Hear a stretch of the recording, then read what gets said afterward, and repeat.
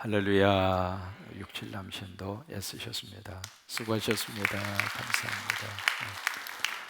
여러분 한 주간 동안 우리 시편 새벽 여행 오시느라고 너무 애쓰셨습니다. 앞뒤 보시면서 감사했습니다. 함께해서 행복했습니다. 고마웠습니다. 감사합니다. 네. 오늘 시편 74편 그 앞에 보시면은 아삽에 뭐라고 돼 있느냐면 뭐라고 돼 있죠? 맞쓰길. 이 맞쓰길이라고 하는 단어의 뜻은 레슨, 교훈이라고 하는 뜻입니다. 74편에 보시면은 기가 막힌 현실 앞에 하나님 앞에 통곡하고 있는 모습이에요. 그러면 그들에게 애간장이 끓게 하고 기가 막힌 이 현실이 바로 무엇이냐면 그들에게 있어서 생명보다도 더 귀한 곳이 있다면 이스라엘 백성들에게 있어서는 성전입니다.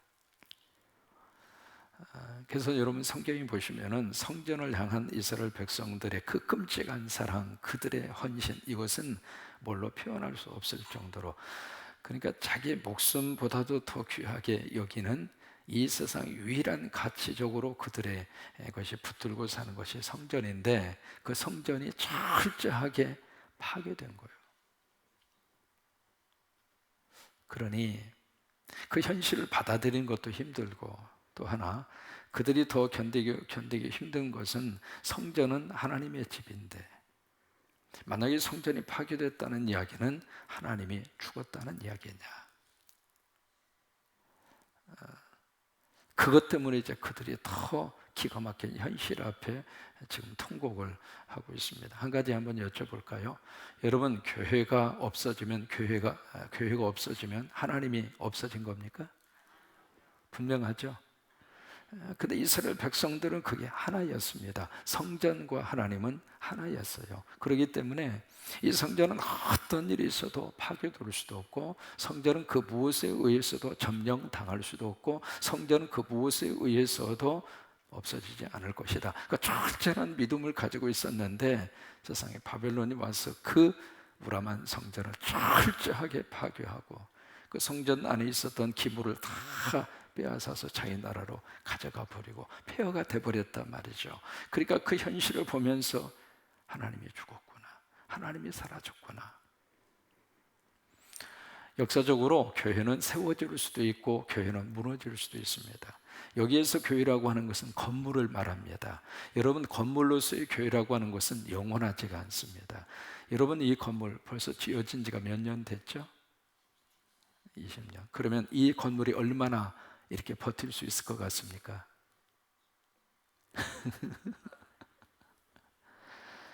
벌써 지어진 지 오래되다 보니까 여기저기 많은 부분에 있어서 보수를 할 수밖에 없잖아요. 여러분, 그래야 안 그래요? 그게 보이는 건물로서의 한계점이에요. 이 세상의 모든 건물이 다 마찬가지입니다. 어느 건물이라 할지라도 뭐 수백 년, 수천 년 그렇게 유지가 되는 건물도 없지 않아 있습니다만은 거의 대부분 건물은 언젠가 어느 한 순간에는 무너지게 돼 있어요. 그게 건물이 가지고 있는 한계점이에요. 그러니까 교회가 세워질 수도 있고 무너질 수도 있다고 하는 거예요. 개척을 해서 교회가 막 부흥이 되다가 어떤 문제 때문에 그 교회가 짜부라들 수도 있고, 그러면 한때 뭐 그런 재미있는 유머가 있었습니다. 한국 세계 제일교회가 문을 닫았대요. 그래서 세계 제일교회? 어떻게 세계 제일의 교회가 문을 닫느냐고. 알고 봤더니 개척교회 이름이 세계 제일교회야. 개척을 했는데 이게 부흥이 안 돼. 그래가지고 문을 닫았어. 여러분, 개척한다고 해서 다 부흥이 됩니까? 지금 우리 교회라고 해서 전 군산 성광교회가 주님 오실 때까지 있었으면 좋겠어요. 아멘. 정말 주님 오실 때까지 이 교회가 하나님 앞에 쓰임을 받았으면 좋겠어요. 그런데 우리의 바람을 통해서 아멘은 했습니다만 누가 그걸 보장하느냐고요. 군산 성광교회가 영원히 존재한다? 누구도 그건 보장할 수 없어요. 그러니까 우리가 세상적인 것은 하나님의 시각으로 봤을 때 있을 수도 있고 없을 수도 있고, 세워질 수도 있고 무너질 수도 있고, 그게 세상적인 큰 교회 건물도 마찬가지거든요. 우리가 이 교회를 잘 가꾸고, 그래서 우리 후손들도 여기 와서 잘 예배를 드리고, 정말 이 절터 위에 세워진 이 성광교회가 거룩한 빛을 발하는 좋은 교회로 계속해서 우리 자자손손이 여기 와서 하나님 잘 섬기는 거룩한 성전으로 하나님이 쓰셨으면 좋겠어요. 그게 우리의 바람이에요. 또 그렇게 되기를 원하고요. 그런데 그것은 우리 생각일 뿐이라 이 말이에요. 어느 정도 이스라엘 백성들이 성전에 대한 그 거룩한 생각을 가지고 있었느냐면, 그들이 가지고 있는 독특한 우주관이 있습니다. 히브리 사람들이 가지고 있는 독특한 우주관이 있습니다. 뭐냐면 이 전 세계 전체의 중심이 어디라고 생각하느냐면 이스라엘이라고 생각해요. 그럼 이스라엘의 중심은 어디인가? 예루살렘. 예루살렘의 중심은 어디인가? 성전. 성전의 중심은 어디인가? 지성소. 지성소의 중심은 어디인가? 법궤. 법궤의 중심은 어디인가? 시은좌. 시은좌의 중심이 누구인가? 하나님. 그게 히브리 사람들의 생각이에요. 그렇게 생각을 했던 성전이 철저하게 파괴가 됐어요. 어느 정도인가 한번 보실래요? 3절에 보시면, 영구히 파멸된 곳을 향하여 주의 발을 옮겨 놓으소서. 원수가 성소에서 모든 악을 행하였나이다. 그 다음에 6절에 보세요. 이제 그들이 도끼와 철퇴로 성소의 모든 조각품을 쳐서 부수고. 이 기가 막힌 현실 아닙니까? 하나님이 섬기고 하나님을 위해서 모든 것을 쏟아바쳐서 꾸며놓았던 성전, 성소, 거기에 있는 모든 것들이 철저하게 도끼와 철퇴로 처부심을 당하고 있다 이 말이에요. 기가 막힌 현실이죠. 7절에 주의 성소를 불살하며 주의 이름이 계신 곳을 더럽혀 땅에 엎어나이다. 도대체 이게 어떻게 이런 일이 있을 수 있느냐 그 말이에요. 상상할 수 없는 일이 그들 눈앞에 지금 벌어지게 된 거예요. 그래서 1절에 어찌하여, 그 다음에 1절에 어찌하여 두 번씩이나 탄식하잖아요. 하나님이여 주께서 어찌하여 우리를 영원히 버리시나이까. 그러니까 성전이 없어졌다는 이야기는 하나님이 우리의 곁을 떠났다는 이야기고, 하나님이 우리 곁을 떠났다는 이야기는 하나님이 우리 버리셨다 그거예요. 어찌하여 주께서 기르시는 양을 향하여 진노의 연기를 뿜으시나이까.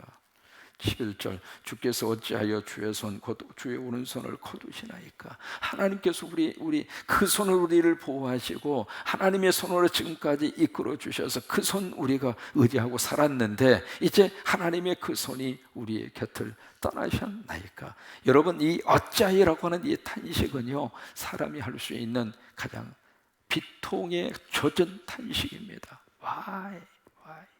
어찌하여? 사람이 살다가 보면 그런 탄식할 때가 종종 있습니다.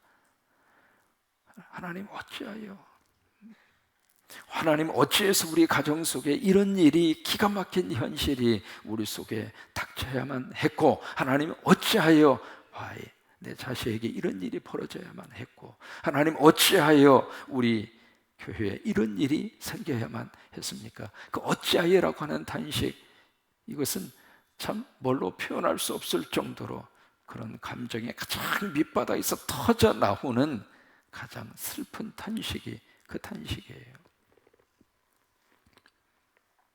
그러면서 10절에 보시면 하나님이여 대적이 언제까지 비방하겠습니까? 이 기가 막힌 현실 앞에 두 가지, 이 아삽은 두 가지로 이 시를 구성하고 있습니다. 첫째는 1절에서 11절까지가 기가 막힌 현실이거든요. 12절부터는 무슨 내용으로 딱 이 내용이 전환이 되느냐면, 과거에 하나님이 우리 민족 가운데 하나님은 이런 일을 하셨습니다. 여러분 잘 한번 들으셔요. 현실은 지금 기가 막힌 현실이에요. 근데 지금 이 아삽은 하나님, 과거 우리 민족의 역사 가운데 하나님이 이렇게 역사하셨습니다. 여기까지 인도해 주셨습니다. 하나님은 우리 역사 속에서 이렇게 우리 민족과 우리들에게 하나님은 일을 하셨습니다. 과거에 하나님이 자신의 삶 속에 역사하셨던 하나님의 흔적을 지금 기억하는 거예요. 현실이 어려우면 과거에 하나님이 내 삶 속에 어떻게 역사하셨는가를 확인해야 다시 하나님을 회복할 수 있습니다. 왜요? 사람은 과거 속에 역사하셨던 하나님에 대한 분명한 고백이 있는 사람은 현실 속에서도 하나님이 역사하실 것을 믿는 믿음을 붙잡을 수 있기 때문입니다. 그래서 과거의 우리 삶 속에 우리가 애굽에 있을 때, 우리가 출애굽을 할 때 그 광야 속에서 하나님은 이렇게 역사를 하셨습니다. 그게 12절 이하의 내용입니다. 그게 12절로 17절까지의 내용이에요. 그러면서 18절 말씀에 여호와여 이것을 기억하소서 원수가 주를 비방하며 우매한 백성이 주의 이름을 능욕하였나이다. 이게 바로 뭐냐면 지금 솔직하게 하나님 앞에서 지금 이 심정을 털어놓고 있는 거예요. 하나님 이거 꼭 잊어버리지 마세요. 원수가 하나님 막 욕을 했고요, 우리가 욕 얻어먹는 것은 괜찮아요. 그런데 이 원수들이 하나님 막 욕을 했고요, 또 우매한 백성이 주의 이름을 능욕하였나이다. 그 가운데 그냥 어리석은 이 백성들이 거기에 동조를 해서 하나님의 이름을 철저하게 짓밟아 버렸어요. 하나님 이거요 잊어버리지 마세요. 이게 무슨 얘기냐면 고자질을 하고 있는 거예요, 하나님 앞에. 그 심정 여러분 기억하세요? 이 사람들이 말이죠, 하나님 막 그런 식으로 취급을 했어요. 하나님 아세요? 그거 꼭 기억하세요. 기억하셨다가 한 방 쥐어 패든지 어떻게 좀 하나님께서 어떻게 역사를 하세요. 지금 막 그렇게 하나님 앞에 고자질을 하고 있는 그런 심정이에요. 그러면서 19절로 23절의 말씀에 바로 뭐냐면 여기서 미래의 희망을 가지고 하나님 앞에 호소하고 있는 거예요. 하나님께서 이렇게 약속을 하셨고 이렇게 언약의 말씀을 주셨으니까 그 말씀을 가지고 우리 민족 가운데 다시 한번 폐허가 된 이 성전이 다시 재건되게 하시고 다시 한번 우리들을 살려주시고 다시 한번 우리를 구원하시고 다시 한번 하나님의 거룩한 능력으로 우리의 삶 속에 다시 한번 도와주시옵소서. 그러니까 이 아삽이라고 하는 사람이 그 세 가지 토막으로 이 시를 구성을 하고 있는 거예요. 첫째는 기가 막힌 현실, 인정하기 싫은 현실, 그러면서도 과거의 삶 속에 하나님이 어떻게 역사하셨는가 그걸 기억하고 다시 믿음으로 회복하면서 미래를 꿈꾸는 거예요. 하나님 다시 한번 역사하여 주옵소서. 동생이 어떻게 하다가 맛있는 호떡을 탁 하나, 호떡을 좋아하는 동생 호떡을 하나 이렇게 탁 해서 호떡을 먹고 있는데 세상 형이 밖에 나갔다 딱 돌아보니까 호떡을 먹고 있거든. 야, 나 좀 줘. 에이 싫어 형, 나 혼자 먹기도 바빠. 이거 하나인데 뭘 주고 말고 뭐 있어, 나 혼자 먹을 거야. 그래서 호떡을 막 군산에 맛있는 호떡이 있더라고요. 호떡을 막 지지직 흘리면서 막 이렇게 보리쌀로 만든 호떡을 막 먹고 있는 거예요. 그러니까 형이 가만히 보니까 눈치를 보니까 이 동생 여자가 안 줄 것 같거든. 그러니까 형이 막 완력으로 가서 이제 좀 달라고. 싫어. 근데 이 형이 힘이 세니까 뺏어가지고 호떡을 입에다 쏙 집어넣어 버렸어. 하나 있는 그 호떡 조금 먹다가 뺏겨버린 거야, 달라. 그러니까 동생이 막 우는 거예요. 막 왜? 힘으로는 형을 이겨먹을 수가 없으니까 막 우는데 어디다 대고 우느냐? 형을 보고 우는 것이 아니라 안방을 보고 막 우는 거예요. 형이 말이야 호떡 뺏어 먹었어. 누구 들으라고 우는 거예요? 그 심정이야 지금. 그 심정. 부딪혀서 어떻게 해볼 수는 없는데 힘이 없으니까.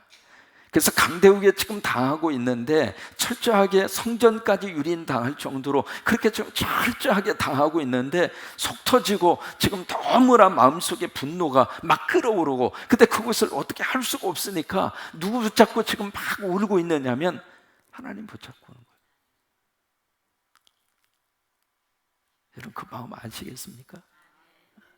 우리가 그래요. 우리가 하다가 보니까 문제를 부딪혔어요. 이거 성도라고 하는 거 아는데, 목사라고 하는 거 아는데 가서 팰 수도 없고, 그 전에 목사라고 그래서 어떻게 막 가서 폭력으로 막, 아니 태권도 유단자라고 그래서 가서 엎어버리겠어요 목사가? 그럼 뭐 어떻게 목회를 하겠어요? 그러다 보니까 기억나는 유머 하나가, 에피소드 하나가 기억나는데, 왕년에 한 가닥 놀던 이 사람이 회개해가지고 신앙을 해서 목사가 됐어. 한가닥 하시던 양반이. 근데 제주교를 하는데 꼭 어떤 분이 항상 의장하고 그냥 한두 번 하면 괜찮은데 계속 그러는 거예요. 그냥 뭐 좀 건설적인 의견을 제시하고 그러면 좋은데 뭐 그런 분들이 여기는 없는데 가끔 있잖아요. 그러니까 참고 그러다가 한 번은 이 양반이 폭발을 해버렸네. 그날도 아무 일도 안 했는데 의장하고 손들면 발언을 30분을 하네. 그래서 이 양반이 이제 뚜껑이 열린 거예요. 열려가지고 갑자기 참아야 되는데 우통을 딱 보내. 야, 너 이따 와. 너 지금 너 해도 너무 한다. 그래가지고 이 양반이 한가락 하던 양반이 가지고 가지고 취업해버렸어. 그냥 취업하고 그분이 거기서 목회를 했을까요? 못했을까요? 못했지. 어떻게 목회를 합니까? 그러니까 힘이 있다고 해서 우리가 그 힘을 가지고 어떻게 해볼 수가 없거든요. 성도는요, 예수 안 믿는 사람 앞에 가서는 힘을 쓰면 안 돼요. 왜? 전도길이 막혀. 힘이 있어도 힘을 못 쓰거든요. 또 안 써야 되거든요. 그러니까 속에서 막 열불이 나는 거예요. 그러면 그것을 어떻게 지금 해소를 하고 있는가? 그냥 동생이 아버지 방 있는 곳을 향해서 막 우는 것처럼. 왜? 아버지 나와서 이 상황을 파악을 하시고 형을 한 방 쥐어 패든지 호떡을 2개 사주든지 해결을 해달라 그 말 아니에요. 그런 것처럼 지금 아삽이 그런 심정을 하나님 앞에 더 놓으면서 지금 하나님 앞에 그렇게 기도하고 있습니다. 이 74편을 가리켜서 애가라고 합니다. 애가. 여러분 구약에 보시면 에레미야 애가가 있죠. 애가라고 하는 뜻은 영어로 lamentation이라고 하는 뜻입니다. 그 이야기는 슬픈 노래라고 하는 이야기예요. 노래는 노래인데 그냥 노래가 아니라 막 눈물을 흘리면서 부르는 노래. 그래서 lamentation이라고 그래요. 애가라고 그래요. 그걸. 지금 이 시편 74편은 눈물로 쏟아놓는 그런 고백의 시입니다. 눈물로. 어느 분이 이제 전도를 해서 그분이 양육을 받고 세례까지 받았어요. 내가 전도한 사람이 신앙생활을 잘 했어요. 양육을 받고 세례까지 받으면 참 행복합니다. 야, 저분이 이제 믿음의 뿌리를 내렸구나. 세례 받은 다음에는 이제 다른 길로 잘 안 가거든요. 그러니까 뿌듯하고 참 흐뭇하죠. 세례 받는 날 그분에게 물었습니다. 당신이 교회에 오셔서 배운 것이 뭡니까? 그러니까 그분이 참 인상적인 말을 해요. 저는요, 교회 와서 눈물을 배웠습니다. 상당히 의미 있는 고백입니다. 교회 와서 하나님 앞에 딱 서면서 뭘 배우느냐면 눈물을 배운 거예요. 그러니까 우리가 눈물을 흘릴 수만 있다면 그 사람은 정신적으로 건강합니다. 지금 현대인들이 질병 가운데 안구 건조증이라고 하는 질병이 의외로 많습니다. 그래서 인조 눈물을 갖다가 집어넣습니다. 여러분 이게요, 이 동공 이게 안구가요, 이게 제대로 눈물을 이렇게 해서 씻어주지 않으면 여기에 물기, 이 눈물이 없으면은 이게 눈이 충혈이 되고 따갑고요, 사람이 못 살아요. 그래서 때가 되면 하나님이 가끔씩 여기다가 빗물을 쏟아주시는 거예요. 그래서 이제 눈을 한번 깜빡이죠. 그때마다 물이 나와가지고 이것을 씻어주는 거예요. 한번 깜빡여 보세요. 지금 씻는 거예요, 이게. 그래서 이 눈을 깜빡이지 못하고 이런 상태로 가만히 있으면 사람이 어떻게 살아요? 참 하나님의 귀한 축복의 역사입니다. 이게 완전히 자동차에 비가 오면 이거 하잖아요. 윈도 브러시라고 하는 거 하잖아요. 그것 이전에 하나님이 이걸 다 만들어 주셨어요. 만들어 주셔서 때가 되면 수도꼭지를 틀어서 물이 좀, 이것도 물이 너무 많이 나오면 주책입니다. 갑자기 수도꼭지가 터져가지고 물이 줄줄줄 새면은 이것도 주책이잖아요. 적당한 양만 살짝 틀어서 그 이만큼이 필요해 해가지고 살짝 틀어서 이게 동공을 해서 이렇게 촉촉하게 그렇게 적셔 주고 있는 거거든요. 여러분 그 한 가지만 생각하더라도 하나님 감사합니다. 그 말이 나올 수밖에 없는데 이게 안구 건조증이라고 하는 것이 걸리면 그게 안 되는 거예요. 그러니까 교회에 와서 우리가 하나님 앞에서 은혜를 받으면 하나님이 뭘 주시는가? 눈물을 주셔요. 눈물을 쏟아 놓으면 한국의 암 전문의 중에 이병욱 박사라고 있습니다. 저보다 아마 한국의 암에 대한 최고의 권위자죠. 이병욱 박사가 그 이야기해요. 사람이 살면서 가슴 속에 있는 분노라든지 미움이라든지 그 다음에 슬픔이라든지 그 모든 마음속에 있는 것을 그 독소가 빠져나와야 사람이 암에 안 걸린다는 거예요. 근데 그 독소를 어떻게 빼낼 수 있는가? 울어라 이거예요. 눈물과 함께 그 독소를 빼내지 않으면 우리 몸속에 남아서 그것이 암을 유발한다고 하는 거예요. 그래서 하나님이 눈물을 주실 때에는 울으셔요. 울으라고 그러면 별로 안 좋아하잖아요. 근데 하나님이 정말 우리 가슴 속에 눈물을 터뜨려 주실 때에는 아버지 앞에 그냥 다른 기도할 필요 없습니다. 그냥 엉엉하면서 울어도 괜찮아요. 오늘 이제 74편은 그런 내용입니다. 그냥 하나님 앞에 와서 통곡하고 우는 거예요. 우는 거예요. 그래서 우리 영성이 그런 눈물의 영성을 다시 한번 회복해서 속에 있는 독소가 하나님 앞에 다 빠져나올 수 있게 되기를 바라고. 그래서 눈물도 여러 가지 종류가 있잖아요. 슬퍼서 우는 눈물도 있고, 회개의 눈물도 있고, 가슴이 답답해서 흘리는 눈물도 있고, 또 하나는 기쁘고 감사해도 눈물이 터지잖아요. 그러니까 눈물의 종류가 수없이 많이 있어요. 근데 그 눈물을 하나님 앞에 쏟아 바치셔서 그 눈물을 하나님이 받으시고 우리 마음을 위로해 주시게 되기를 바라고, 현실을 뛰어넘어서 또 다른 내일을 바라볼 수 있는 귀한 역사가 함께 할 수 있게 되기를 바랍니다. 요절 말씀 22절입니다. 22절 시작. 하나님이여 일어나 주의 원통함을 푸시고 우매한 자애가 종일 주를 비방하는 것을 기억하소서. 거기에 주의 원통함을 푸시고, 그 주의 원통함이 바로 뭐냐면 성전이 파괴된 게 하나님의 입장으로서는 원통함이라 이 말이에요. 근데 그것을 해결해 주세요 그 말이에요. 하나님이 오셔서 하나님의 성전 파괴된 하나님의 그 원통함 비통함을 하나님이 해결을 해주세요 그 이야기예요. 우매한 자가 종일 주를 비방하는 것을 기억하소서. 다시 한번 22절 시작. 하나님이여 일어나 주의 원통함을 푸시고 우매한 자가 종일 주를 비방하는 것을 기억하소서. 아멘.